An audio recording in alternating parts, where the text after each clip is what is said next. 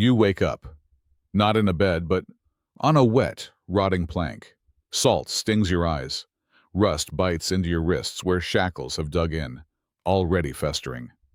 The stench assaults your nose, rancid lard, putrid cod, mold in the bilge. Your gums throb, blood on your lips. You don't remember how you got here, but the captain is watching. His eyes are ice. No pity, no meaning. He knows you're already dead. You just haven't realized it yet. Scurvy doesn't wait. It's already inside you. Collagen, the glue of your body, is breaking down. First your gums, then your muscles, then your bones. In 10 days, you won't be able to stand. In 20, you won't be able to speak.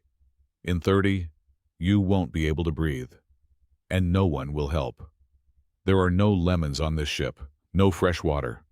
Only salted meat, worm-eaten biscuits, and rum, as rotten as your teeth. Did you think this was anarchy? Mutiny? Freedom? That's a fairy tale for the naive. On deck, it's a dictatorship, harsher than any prison. The pirate's code is not a request, it's a sentence. Stole a spoon? Trial. Fell asleep on watch? Trial. Looked the wrong way? Trial. And the crew almost always votes for death. Or marooning, leaving you on a deserted rock with a bottle of water and a pistol with no bullets, so you can choose how to die. Imagine, you, in shackles, with bleeding gums. Beside you, a former brother, who will vote for your execution tomorrow to get your share of rations. This isn't brotherhood. It's a marketplace of fear. And here's where it gets interesting. Pirates didn't die from bullets. They died from hunger, from disease, from each other. 75% in the first year. That's a figure from real ship logs, not legends. Your palm sweats. Your heart skips a beat. You feel the collagen in your joints begin to crack. You wouldn't have survived. No one survived. Piracy isn't an adventure. It's a slow death sentence. And you've already received yours. 10 days have passed. You wake up and feel that something is wrong. Not pain. Worse. An emptiness in your muscles, as if your arms are stuffed with wet cotton. You reach for a mug. Your fingers tremble. The mug falls. Water spreads across the planks like your will. There's a metallic taste in your mouth. Your gums throb, swollen and red like fresh meat. You run your tongue over them and feel a tooth wobble. Not from a blow, from decay within. An old sailor rasps, "Scurvy, greenhorn." He smiles, revealing black teeth and ulcerated gums. In a week you won't stand. In 2 you won't speak. In 3 you'll beg to be put out of your misery. This isn't a disease, it's disintegration. Collagen, the glue of your body, has stopped forming. Without vitamin C, blood vessel walls crack like dry skin. Blood seeps under your skin, causing bruises without impact. Wounds don't heal. Gums rot. Teeth fall out. Joints feel like they're filled with glass. And after 20 days, your muscles fail. Not from fatigue, but from destruction. You lie there, unable to stand, unable to scream. You can only watch as your fingers turn blue. Imagine you, in the hold, with sores on your tongue. Beside you, a corpse that hasn't been removed for 2 days because there's no one left to do it. Everyone is busy, dying. And here's a number that makes your blood run cold: 2 million sailors. Not killed. Eaten by scurvy. Between the 15th and 18th centuries. That's more than all the cannons, storms, and pirate cutlasses combined. Archaeologists find skeletons on sunken galleons, bones covered in pores, gums worn down to the jaw. This isn't fate. It's mathematics. On a ship without fresh food, scurvy isn't a risk. It's a schedule. You wouldn't have survived. Even if there were no executioner. Even if there were no mutiny. Even if there were no bullet in your back. You would have been killed by a spoonful of salted meat. You would have been killed by mold on a biscuit. You would have been killed by water that smelled of the grave. But scurvy is just the prologue. Because even if you miraculously found an orange, hidden in the hold, stolen from the captain, something else awaited you. On this ship, The body isn't the main thing. The main thing is fear. And to understand how it works, you need to open the pirate code. Not a book, not a set of laws, but a list of deaths disguised as rules. Did you think there was freedom there? No. There was a schedule of executions. And it started with not being allowed to play the fiddle after 8 in the evening. Today, the crew gathers on the stern. In the center is Tom. He stole a bottle of rum. Not out of greed, but out of desperation. But here, desperation is a crime. The bosun places 3 items on the deck: a pistol, a knife, a rope. The captain remains silent. Their gazes are like blades. "Vote," the bosun says. Hands go up. 1, 10, 20. The majority vote for marooning. Tom falls to his knees. He doesn't cry. He knows tears are weakness, and weakness is a death sentence. He's led to the longboat, given a bottle of water, a pistol without bullets, and left on a rock where even gulls won't land. This isn't punishment. It's a lesson for the others. Did you think pirates lived without rules? You're wrong. Their code was stricter than any of His Majesty's fleets. In Henry Morgan's code, every sailor signed, or left a drop of blood if they couldn't write. And this code contained everything. Who got how much from the loot? The captain only twice as much as a common sailor. When you could shoot, never in the hold. When you could play cards. Never after sunset. Why? Because on a ship where everyone carries a pistol and a knife, one dispute can turn the entire crew into a pack of hungry rats. Discipline isn't a whim. It's the glue that keeps you from exploding. And here's the paradox. Those who fled royal tyranny created a system stricter than prison. But not for power, for survival. You wouldn't have survived. Not because you were weak, but because you didn't understand the main thing on this ship. Freedom isn't a right. It's a calculation. Imagine you argue with the bosun. You say, "This is unfair." He looks, smiles, and quotes Article 7 of the Code. Anyone who disputes the crew's decision is subject to a vote for death. You fall silent, because you know this isn't a threat. It's a procedure. A pirate ship isn't anarchy. It's a fragile balance between fear and profit, between a blade and a share of gold, between life and not becoming a burden. And anyone who violated the code became a reminder, their body in the water, their name in silence, their fate in the eyes of those still breathing. This isn't freedom. This is survival. This isn't freedom. This is survival. This isn't freedom. This is survival. Scene: a torch in the darkness. Tar drips from a finger. A scream cuts off on an exhale. Captain Edward Lowe doesn't shout or swear. He simply nods, and the sailors drag the captive to the tar barrel. The tar is sticky, black, smelling of pitch and death. Feathers stick to the skin like a mockery. The torch sears, not immediately to the flesh, but slowly, so the smell of burning flesh is remembered by all. A scream? It's drowned out by drums. Because this isn't an execution. It's HR policy.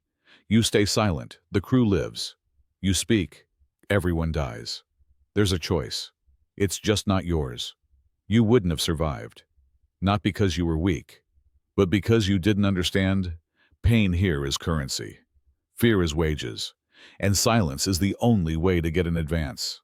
The cat o' nine tails isn't a whip. It's a tool. Knots. Iron. Skin tears, not in strips, but in shreds. Wounds don't heal. In the hold, mold, salt, rot. After a day, pus.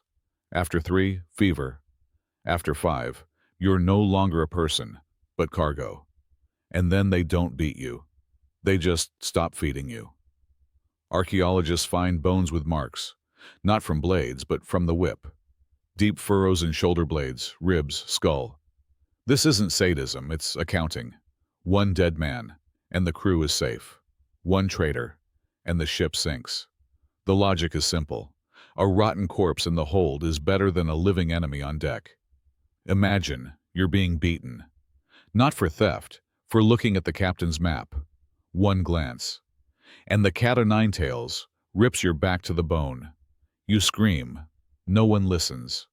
You stay silent. Everyone remembers. But the most terrible punishment isn't fire.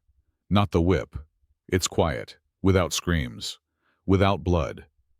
You're led to the longboat, given a bottle of water, a pistol without bullets, and left on an island where even the wind doesn't linger.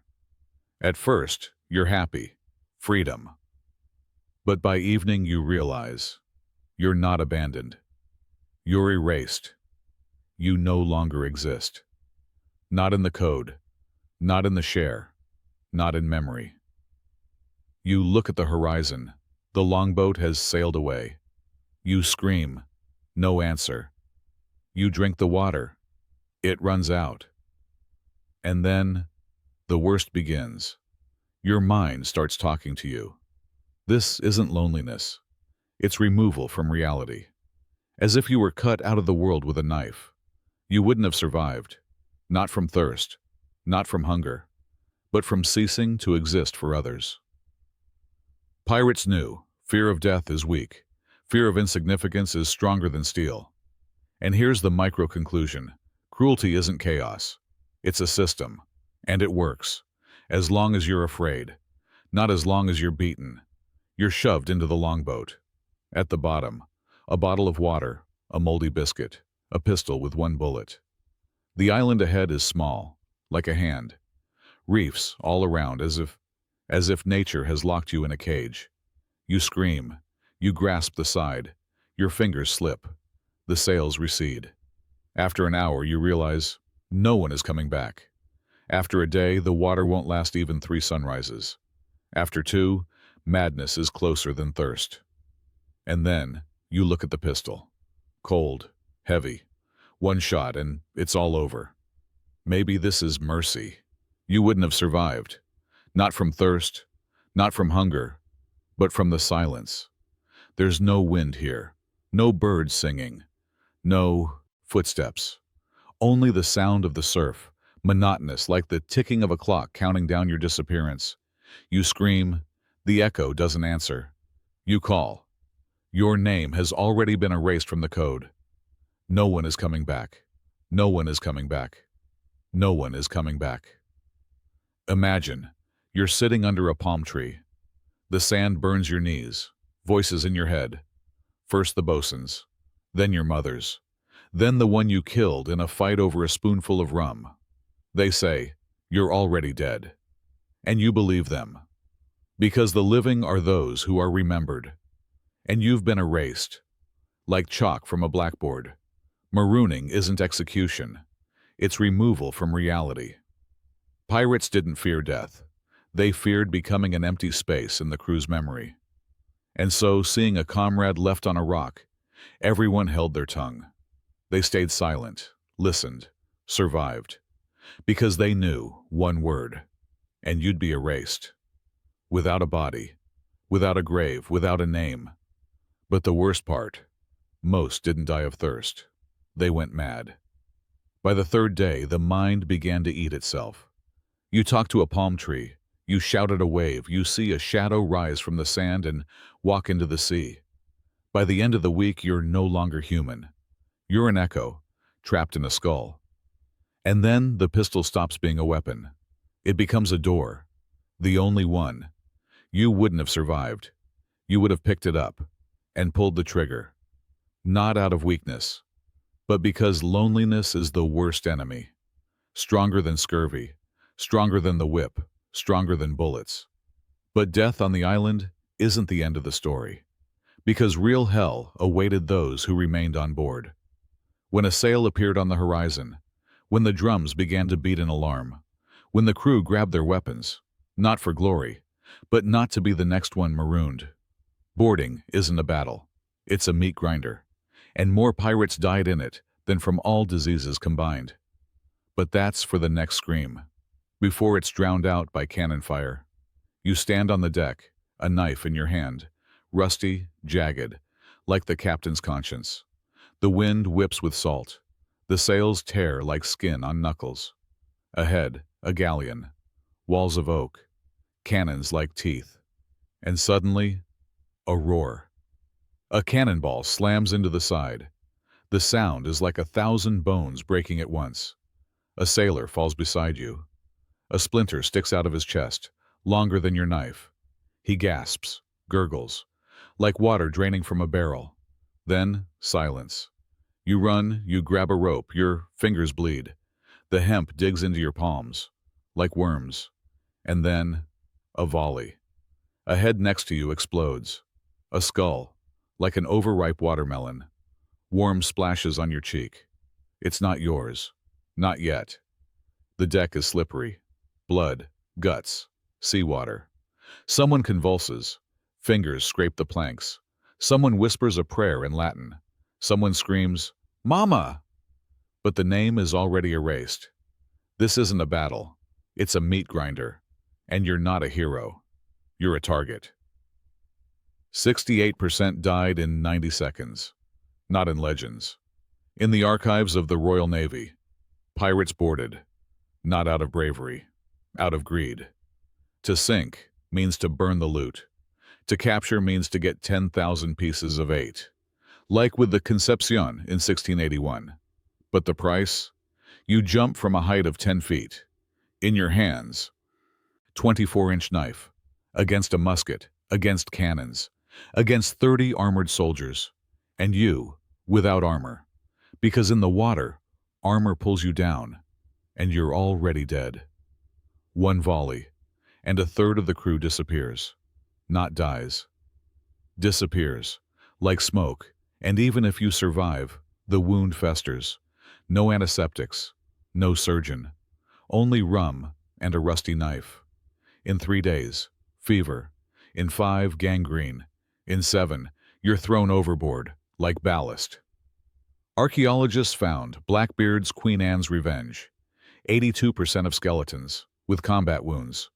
82% with pus in their bones. Imagine, you survived scurvy. You endured the cat o' nine tails. You didn't go mad on the island. But in the first battle, it's all over. 61% of newcomers died in the first boarding. Without a name, without a grave. Only the waves and silence. You wouldn't have survived. Not because you were a coward, but because the meat grinder doesn't choose. It grinds. And here's the micro-conclusion. Boarding isn't a feat. It's a calculation. Gold versus flesh. And flesh always loses. But even if you survive, with a bullet-riddled hand, a shoulder dislocated in a fight, a wound oozing lymph, you're not safe. Quite the opposite. The more gold in the hold, the quieter your voice becomes. Especially if you're the captain. Because in the pirate world, success is a death sentence, and loot is poison.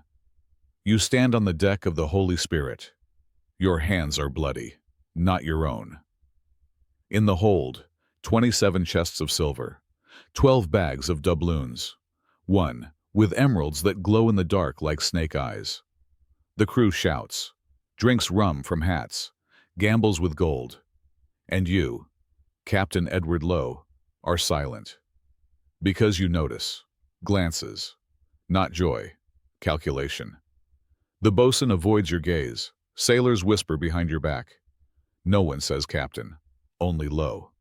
And you realize you're already superfluous.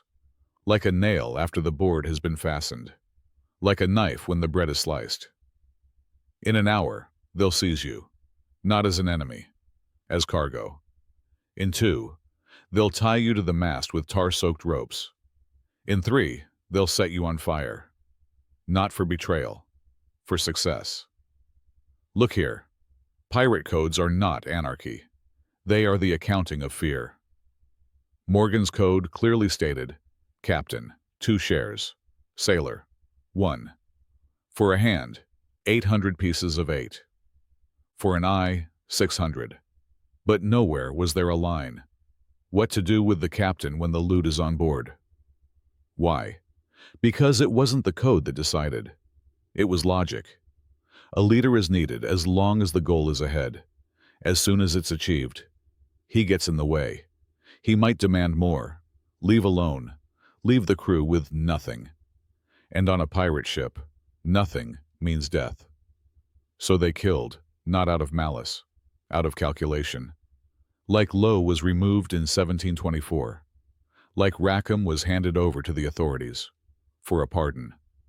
The court records of those years are not chronicles.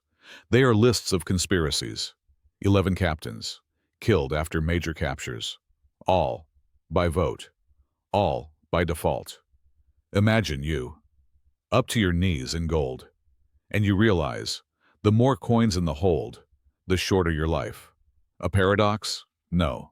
Mathematics. Judge Trott's diary. After loot exceeding 5,000 pieces of 8, captain mortality increased by 320%, not from bullets, not from scurvy, from their own crew. Because in a world without law, loyalty is a myth, profit is law, and as soon as you stop being useful, you're a burden. And burdens are not kept. They are burned, or marooned on an island with one bottle of water. You wouldn't have survived. Even if you survived scurvy, which consumed 2 million sailors. Even if you endured the cat-o'-nine tails, after which 70% died from pus. Even if you escaped the meat grinder of boarding, where the chances of survival are 35%. Still, you're superfluous.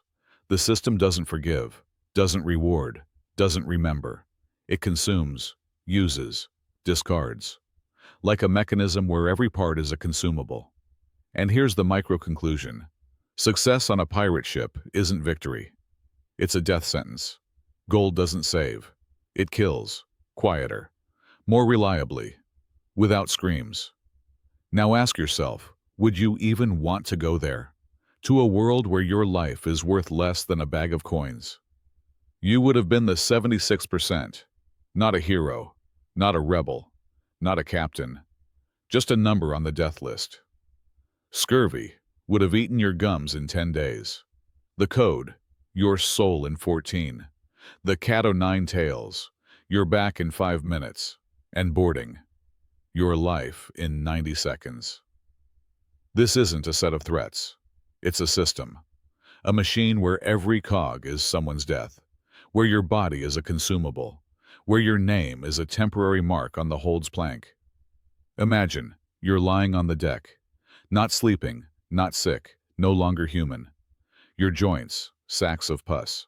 Your skin, a map of bruises without cause. Your teeth, like pebbles in an empty barrel. And nearby, the crew divides the gold, laughs, drinks, shoots into the air. No one looks. You are trash, a corpse with a pulse. In an hour, they'll throw you overboard, without a prayer, without a name, just to keep you from stinking. And here's the micro-conclusion. Piracy didn't tempt with freedom. It masked despair with a flag. You fled the king, and ended up in a meat grinder where your life was worth less than a bottle of rum. We dream of black sails, of maps with an X, of parrots on shoulders. But true freedom isn't where there are no rules. It's where rules protect the weak. And on a pirate ship, the weak are a burden, and burdens are removed. Scurvy killed 2 million. Boarding, another million. Mutinies, the whip, the island, hundreds of thousands. All of this, not an epic. It's mass self-destruction. To the music of a violin that was forbidden to play after 8. And you sit here, in warmth, with vitamin C and an orange, with a law that doesn't let you rot alive, with a world where you won't be erased for a glance at a map. You are safe, and that is victory, not romance, not adventure, but the quiet, unnoticed victory of civilization over chaos. Look here, your pulse is steady, your palms are dry, your teeth are in place, and in the refrigerator, lemons. You wouldn't have survived. And that's a good thing. Because true freedom isn't escaping the world, but staying in it, whole, alive, remembering. Now, a question for you. Would you risk it for an illusion? Or would you prefer this silence, where no one votes for your death? Write in the comments. freedom or safety. But remember, on that ship, you wouldn't have even lived long enough to send a message. You would have been the 76th percent, and the world wouldn't have noticed.